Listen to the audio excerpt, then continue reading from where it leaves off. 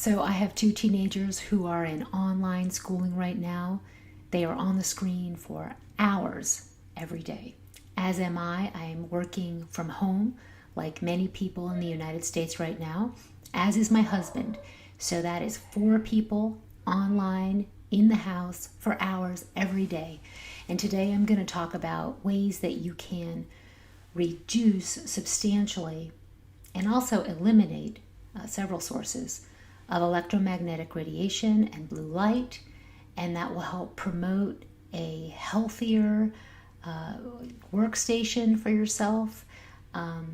Electromagnetic fields have been linked in many published studies to harmful effects at very low levels. So I'm going to talk about how to make your computer workstation safer and healthier for your children, for yourself, and for those that you love.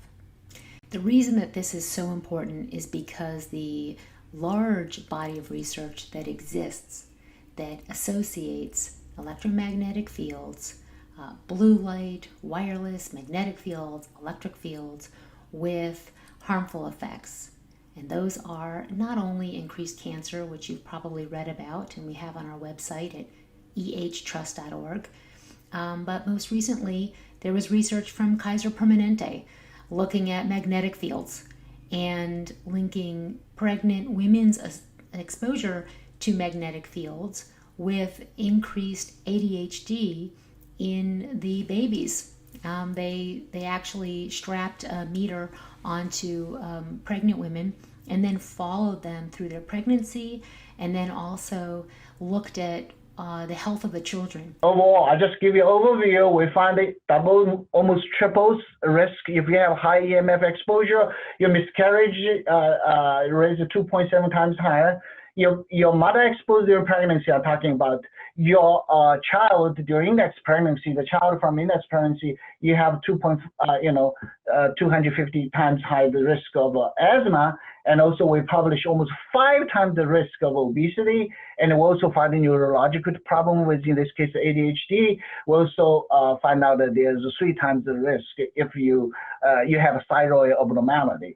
There's research that came out of Yale, both looking at research on mice, and found that pregnant mice exposed to cell phone radiation had more hyperactivity and poor memory.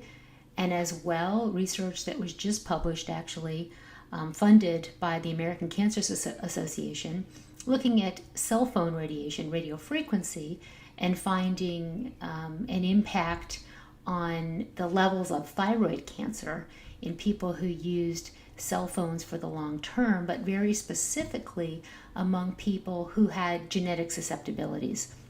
There's research that has found impacts to cognition, sperm damage, oxidative stress, which impacts our ability to heal from a myriad of illnesses, and especially impacts to brain development. So that is why it is so important to reduce electromagnetic fields when you are using computers, and especially for children whose brains are developing, because they are more exposed to this radiation. The wireless radiation penetrates their bodies more deeply and into their memory centers of their brain, for example, in comparison to adults. And of course, even if the exposure were the same, because their brains are developing, there's going to be more impact. They're more vulnerable to electromagnetic radiation. And then, of course, blue light.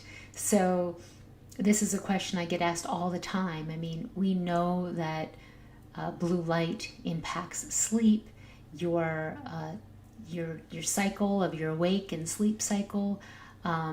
There's also impacts because of the ways that our cells are on a natural rhythm as well, and impacts to the skin.